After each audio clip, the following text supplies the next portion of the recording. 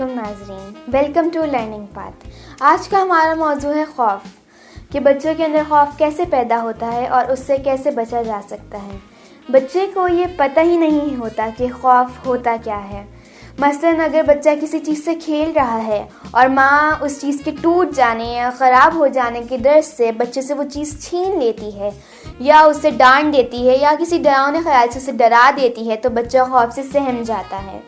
اور کبھی کبھار پیرنٹس بچے کو کسی چیز سے منع کر رہے ہوتے ہیں یا اسے سلانے کے لیے اسے کسی ڈراؤنے خیال سے ڈراتے ہیں، جیسے کہ چڑیل، جن، بھوت وغیرہ سے ڈراتے ہیں تو اسے زبردستی سلا دیتے ہیں، لیکن انہیں یہ نہیں پتہ ہوتا کہ انہوں نے بچے کے اندر خوف کو کس قدر بڑھا دیا ہے۔ اور کبھی کبھار یہ بھی ہوتا ہے کہ والدین جب بچے کے ساتھ کھیل رہے ہوتے ہیں تو وہ لحاف میں منہ چھپا لیتے ہیں اور کہتے ہیں وہ دیکھو بلی آ گئی، وہ دیکھو جن آ گیا۔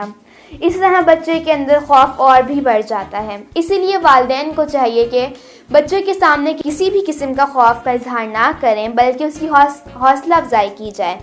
بچے کو کسی چیز سے ڈر لگ رہا ہو یا وہ کسی بھی چیز سے اپنی طاقت سے زیادہ سمجھ رہا ہو تو بچے کی حوصلہ افزائی کرنی چاہیے کہ وہ مثلاً اگر بچہ کسی اونچی جگہ پر چڑھنا چاہ رہا ہے تو اس کی حوصلہ افزائی کی جائے کہ مطلب وہ اس پہ چڑھ سکتا ہے، اس کو ایک دفعہ سہارے کے ساتھ چڑھائیں اور پھر اس کے بعد اسے بغیر سہارے کے بھی چڑھائیں۔